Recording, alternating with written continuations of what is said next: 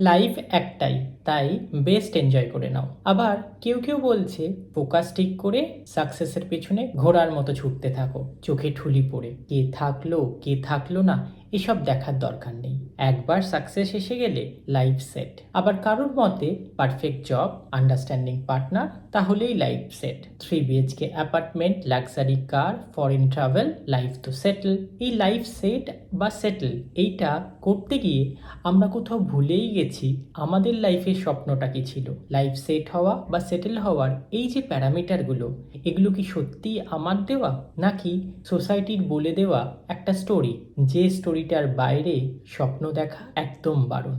আচ্ছা, আজ যদি এই শহরটায় তুমি আর ফিরে না আসতে পারো, তোমার বাবা মায়ের সাথে আর না দেখা হয়, পার্টনার, রেসপন্সিবিলিটি, লোন লায়াবিলিটি কিছুই যদি না থাকে, তোমার ছোটবেলাকার বন্ধু, অফিস কালিগ, সোসাইটি এদের কম্পিটিশনগুলোর থেকেও দূরে, তারপরেও কি এই লাইফের স্বপ্নটাই দেখতে? তাই একটু দাঁড়াও আর ভেবে দেখো। এই প্রশ্নের উত্তরের জন্যেই আমারও এই ভিডিওটা বানানো। তুমিও যদি একই জিনিস জানতে চাও তাহলে লেটস স্টার্ট। হাই, আমি অনিরুদ্ধ আর তোমরা দেখছো লুক্সাস cash and clarity Bangla finance channel.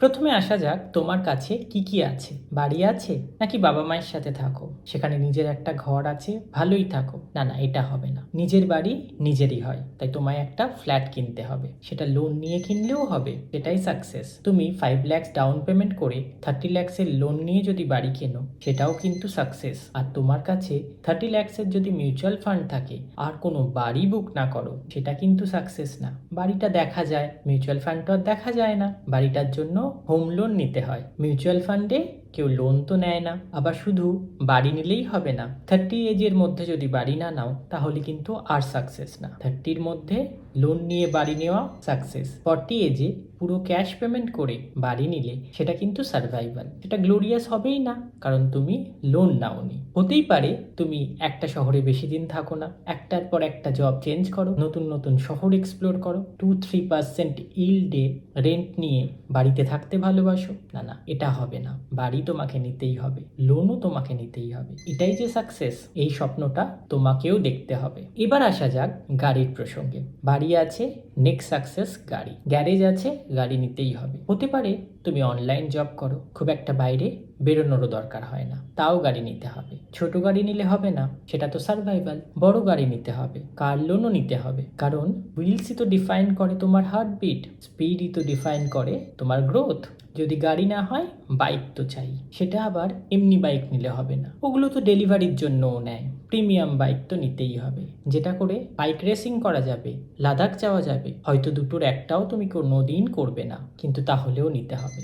এটাই সাকসেস, আর এই স্বপ্নটা তোমাকেও দেখতে হবে। এরপর ম্যারেজ আর ওয়েডিং। তুমি যদি ইন্টালেকচুয়ালি খুব হাইলি সাকসেসফুল না হও আর ফাইন্যান্সিয়ালি ওয়েল সেটেল না হও, তাহলে কিন্তু আনম্যারিড থাকাটা একটা বিশাল ফেলিওর। হতেই পারে তোমার ফিল হচ্ছে না, তোমার বাবা মায়েরও ফিল হচ্ছে না, কিন্তু তোমার 14 পুরুষ যাদের নাম তুমি জানোই না, তারা নাকি বংশধর না পেলে খুবই অশান্ত হবে। তাই ম্যারেজ তো কনফার্ম, আর এটা তো ইটারনাল কমিটমেন্ট, তাই কোনো অসুবিধাও নেই। তাই রেসপন্সিবিলিটিও বটে। ঠিক তেমনই ওয়েডিং, মানে শুধু মন্দিরে বিয়ে করে নিলে এই ইটারনাল কমিটমেন্ট কিন্তু ফুলফিল হবে না। তোমাকে প্রচুর লোক ডেকে খুব বিশাল করে খাওয়াতে হবে। প্রচুর লোক মানে এমন মানুষ যাদের অনেককেই হয়তো তুমি চেনো না। প্রচুর খাবার, যেগুলো একসঙ্গে খাওয়া প্রচণ্ড আনহেলদি, কিন্তু তাও খাওয়াতে হবে। তার সাথে সাথে রয়েছে ডিজাইনার ড্রেস, যে ড্রেসগুলো একবার দুবারের বেশি কিন্তু আর পরা হবে না। ফটোগ্রাফি থেকে শুরু করে মেকআপ, এই সমস্ত কিছু কিন্তু অ্যাডিশনাল থাকতে হবে। নতুন করে রিটার্ন গিফটও শুরু হয়েছে, কিন্তু এগুলো করতেই হবে, কারণ গ্র্যান্ড ওয়েডিং মানে গ্র্যান্ড ব্লেসিংস। এই স্বপ্নটা তোমাকেও দেখতে হবে, এটাই সাকসেস। এরপরে রইল ফোন, সেটাও ব্র্যান্ডেড চাই, কারণ ডিজাইন ম্যাটার্স। ট্রাভেল, সেটাও করতে হবে, তার কারণ লাইফ নিডস উইংস, নইলে তো তোমার অর্ধেক পৃথিবীই জানা হলো না। কিন্তু একই সঙ্গে বরফ দেখবে বলে কিন্তু দার্জিলিং বা গ্যাংটক যাওয়া যাবে না, যেতে হবে সুইজারল্যান্ড। ঠিক একই রকমভাবে সুন্দর লাগছে বলে কাশ্মীরের গার্ডেন দেখলে হবে না, আমস্টারডামের টিউলিপ দেখতে হবে। রাজস্থানের বড় বড় প্রাসাদ, সেখানে কিন্তু আর্কিটেকচার সুন্দর বললে হবে না। ইটালি বা বেলজিয়াম এই সমস্ত জায়গা দেখতে হবে। বিচ মানেই আমাদের যেগুলো আছে সেগুলোর একটাতেও চলবে না। বিচ মানেই কিন্তু মলদ্বীপস বা মরিশাস, নইলে ফেসবুক, ইনস্টাগ্রাম, হোয়াটসঅ্যাপ স্ট্যাটাস এসবে দেওয়া যাবে না। আর প্রপোজ করতে হলে ডায়মন্ড তো চাই, কারণ ফিমেল বেস্ট ফ্রেন্ড হলো ডায়মন্ড। তাহলে তোমার মেল পার্টনারকে কি দেবে? কেন platinum? Because platinum is for ever. তো তোমার সমস্ত স্বপ্নগুলোর জন্যই কেউ না কেউ কোথাও না কোথাও থেকে একটা না একটা ট্যাগলাইন দিয়ে বলে দিচ্ছে কি করা উচিত। আমার কোনো স্বপ্নগুলো নিয়েই প্রবলেম নেই, আমার শুধু প্রবলেম হচ্ছে এইটুকু বুঝে নেওয়া যে এই স্বপ্নগুলো সত্যিই কি আমার ছিল, আর এই স্বপ্নগুলো ঠিক এইভাবে না দেখলে কার বা কি এসে গেল। বড় বাড়ি বা বড় গাড়ি না হলে হোম লোন হবে না, কার লোন হবে না, ইএমআই হবে না। বড় ফ্যামিলি না হলে কনজামশন হবে না। বাচ্চারা না এলে নতুন স্কুলিং, নতুন কলেজ, এই সমস্ত ফিস, একজনের পুরো বড় হয়ে ওঠা, এই পুরো এক্সপেন্সটা হবে না। আর এত কিছু প্রেশার না পড়লে যে জবটা তোমার একদম পছন্দ না, সেটাকে মুখ বুজে কি করে করবে? তাই ছুটতে ছুটতে একদিন হলেও একটু পজ নাও, ভেবে দেখো এটা তোমারই স্বপ্ন তো, নাকি তোমার স্বপ্নটা অন্য কিছু ছিল।